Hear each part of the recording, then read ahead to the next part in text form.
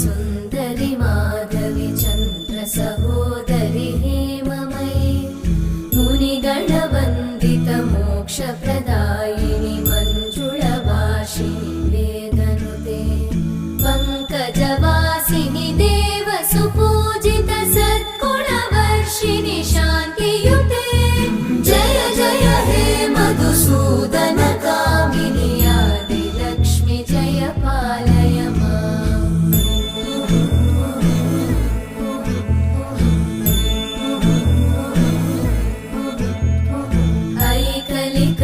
ऐकलिकल्मषनाशिनि कामिनि वैदिकरूपिणि वेदमये क्षीरसमुद्भव